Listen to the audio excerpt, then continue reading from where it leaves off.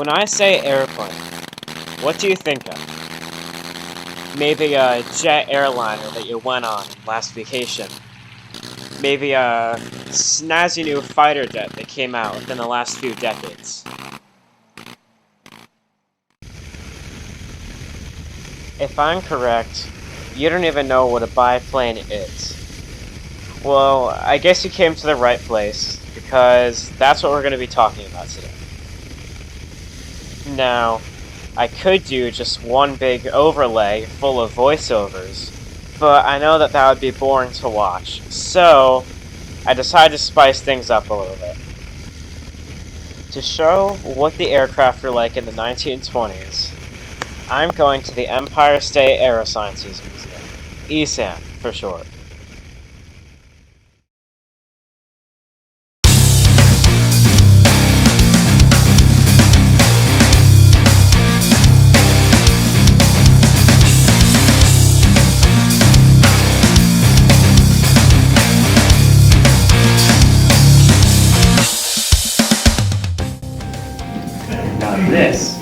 This is a good example of what a biplane is.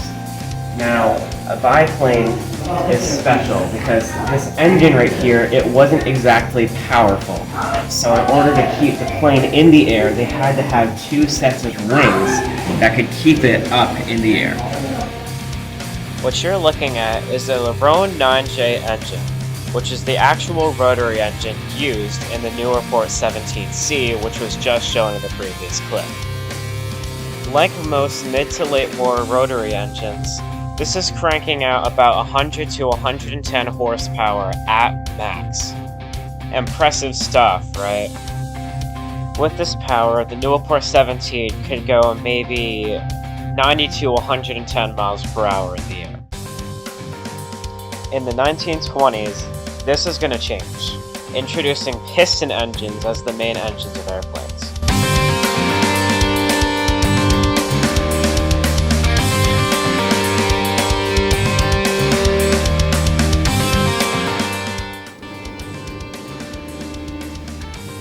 This, what you're looking at, is a JN4 Jenny. Now, this is a trainer aircraft, but it was prolifically used in the 1920s by America. This was produced solely from home, and it's made out of 100% American steel, literally. The Curtiss Jenny was made mostly out of metal. Crazy, right? This is a huge improvement over the wood and cloth that was used to make most World War I era biplanes.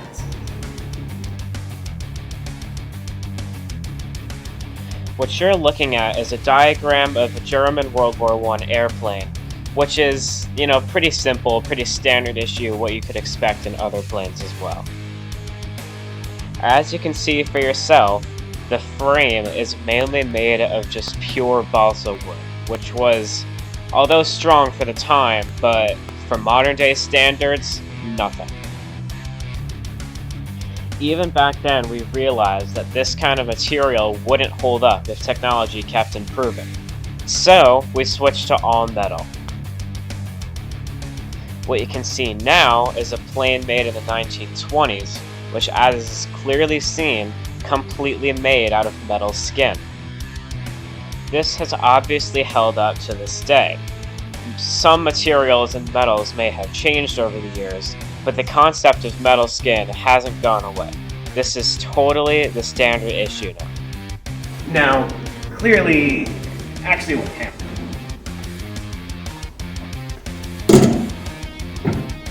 Okay, clearly the full metal thing works because it's pretty much become the standard for both military and civil aircraft in pretty much every single aspect. The snazzy full metal...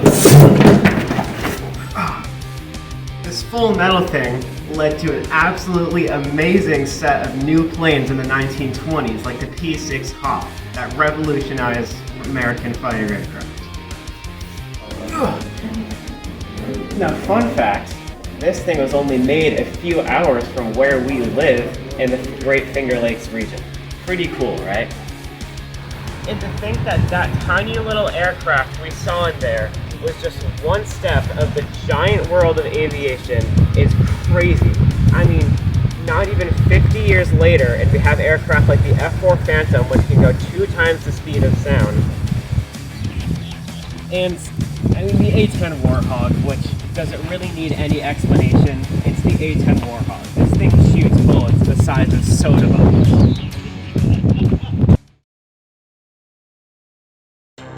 So there we have it. Complete overview on some of the main improvements of airplanes in the 1920s. So I hope you enjoyed. This is absolutely a blast to film. Thank you, ESAM. Please, whenever possible, go to their museum. It's awesome.